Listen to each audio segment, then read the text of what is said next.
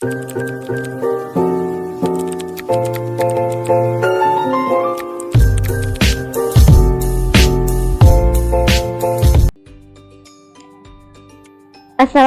warahmatullahi wabarakatuh. Halo teman-teman semua. Perkenalkan, kami dari kelas 3A Kapita Selekta Pendidikan Matematika, Prodi Pendidikan Matematika, Fakultas Keguruan dan Ilmu Pendidikan, Universitas Cokro Aminoto Palopo. Pada kesempatan kali ini, kami akan membahas sebuah materi, yaitu letak titik garis dan bidang dalam ruang. Namun sebelum kita masuk pada pembahasan materi, akan lebih baik jika kami memperkenalkan diri. Perkenalkan, nama saya Sukria dengan NIM 2001402036 dan salah satu rekan saya yaitu Maren Lambae dengan NIM 1901402019. Kemudian dosen pengampu kami pada mata kuliah ini yaitu Ibu Sukmawati SPD MPD. Baiklah, pada kesempatan kali ini kami akan membahas letak titik garis dan bidang dalam ruang. Adapun pokok bahasannya yaitu definisi titik garis dan bidang dalam ruang dan juga kedudukan atau letak titik garis dan bidang dalam ruang. Adapun capaian atau tujuan dari pembelajaran kali ini yaitu kami berharap peserta didik mampu memahami titik garis dan bidang dalam ruang, kemudian mampu menentukan letak titik garis dan bidang dalam ruang. Baiklah, langsung saja kita masuk ke pembahasan pertama, yaitu pengertian titik garis dan bidang. Yang pertama, titik adalah unsur geometri yang paling sederhana. Titik adalah sesuatu yang mempunyai kedudukan atau letak, tetapi tidak punya ukuran. Titik biasanya direpresentasikan atau digambarkan dengan sebuah nokta seperti ini, dan diberi nama menggunakan huruf kapital seperti A, B, C, dan seterusnya. Kita lihat gambar di samping, ini adalah contoh dari titik B, kemudian titik I. Yang kedua ada garis. Garis adalah himpunan titik-titik yang anggotanya adalah 2 titik atau lebih. Model atau representasi suatu garis, misalnya seutas benang kecil lurus yang dapat diperpanjang kedua arah yang berlawanan sampai jauh tak terhingga. Garis hanya mempunyai ukuran panjang, kemudian garis diberi nama dengan menggunakan huruf kecil seperti G, H, K, dan seterusnya, atau AB, AC, BC, dan seterusnya. Kita perhatikan di sini ada garis. Ini adalah garis G, kemudian sedangkan ini adalah garis AB dengan menyebutkan masing-masing titiknya, yaitu A dan B. Nah, di sini ada yang ketiga yaitu bidang. Bidang adalah himpunan titik-titik lebih dari 2 buah titik dan tidak semuanya terletak pada garis. Pada sebuah bidang terdiri dari banyak sekali garis. Model sebuah bidang adalah permukaan sebuah meja rata, misalnya yang dapat diperlebar ke semua arah. Jadi bidang sendiri bisa disimbolkan atau misalkan seperti permukaan sebuah meja.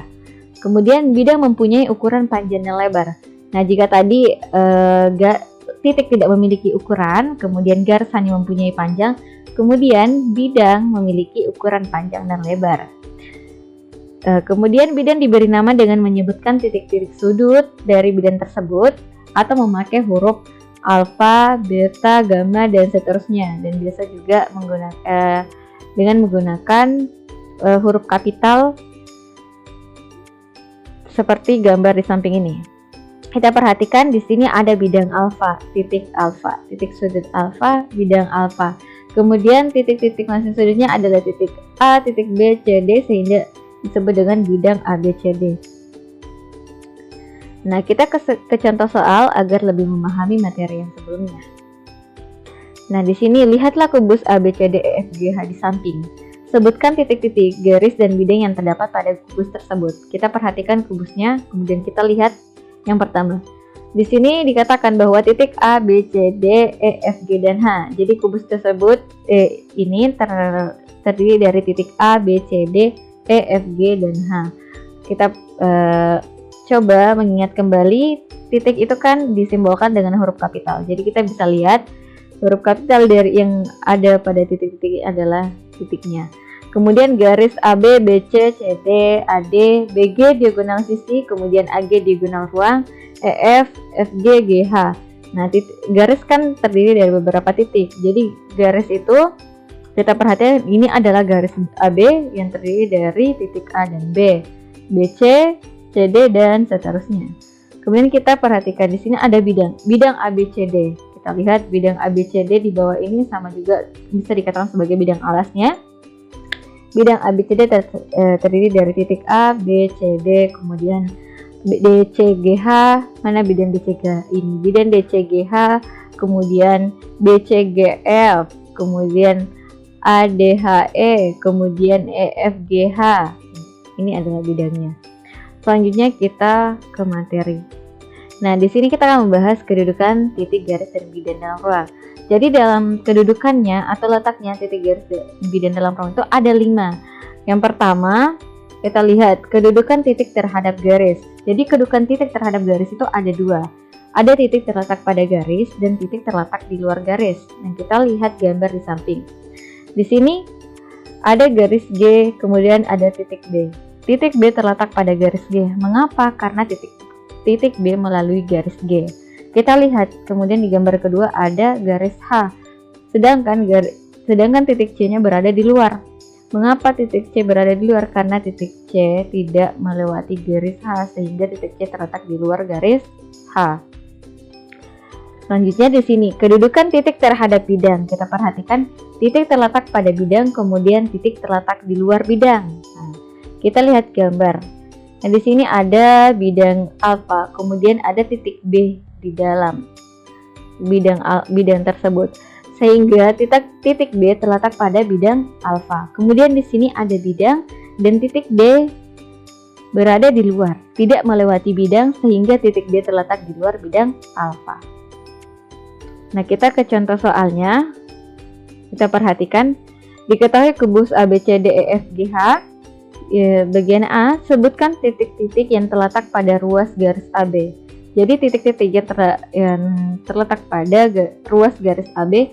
Kemudian sebutkan titik-titik yang terletak di luar ruas garis AB. Berarti titik-titik yang berada di luar garis AB. Kemudian sebutkan titik-titik yang terletak pada bidang DCGH. Kemudian sebutkan titik-titik yang terletak di luar bidang DCGH. Jadi berada di luar. Kita lihat jawabannya. Nah, di sini yang pertama, titik yang terletak pada garis AB adalah titik A dan B. Kita perhatikan garis AB. Garis AB tersusun dari titik A dan titik B. Jadi titik yang terletak pada garis AB yaitu titik A dan titik B. Kemudian titik yang terletak di luar garis AB. Kita perhatikan titik yang tidak berada dalam garis AB adalah, ini kita bisa lihat ada titik C, D, E, F, G, dan H. Kemudian titik yang terletak pada bidang DCGH. Nah, ini adalah bidang DCGH. Titik-titik apa saja? Ada titik D, titik C, titik G, titik H. Kemudian titik yang terletak di luar.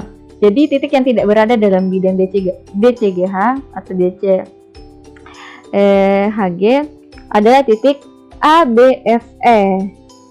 Jadi titik yang berada di luar bidang DCGH adalah titik ABFE. Baiklah, sekian dulu penjelasan materi dari saya. Selanjutnya akan dilanjutkan oleh rekan saya yaitu Maren Lambai. Baik teman-teman, saya akan melanjutkan materi yang ketiga, kedudukan garis terhadap garis, garis berhimpit dengan garis, garis berpotongan dengan garis, garis sejajar dengan garis, garis bersilangan dengan garis. Contoh, perhatikan gambar bangun ruang di samping. Kedudukan garis AB terhadap garis EF. Yang kedua, kedudukan garis AG terhadap garis AC. Yang ketiga, garis AB terhadap garis GC. Yang keempat, kedudukan garis AF terhadap garis FA. Jawab, kedudukan garis AB terhadap garis EF adalah sejajar. Yang kedua, kedudukan garis AG terhadap garis AC adalah berpotongan. Ketiga, garis AB terhadap garis GC adalah bersilangan. Yang keempat, kedudukan garis AF terhadap garis FA adalah berhimpitan. Kedudukan garis terhadap bidang. Garis terletak pada bidang. Yang kedua, garis memotong atau menembus bidang. Yang ketiga, garis sejajar bidang. Contoh, perhatikan gambar bangun rumah di samping. Diketahui ABCD EFG.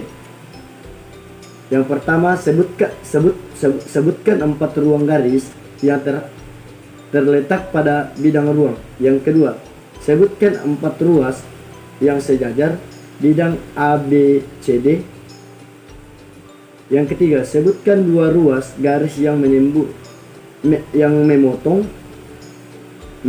bidang DBFGH. Jawab 1. Soal yang pertama, jawaban soal yang pertama, ruas garis yang terletak pada bidang ABCD adalah ruas garis AB, BC, CD, dan AD.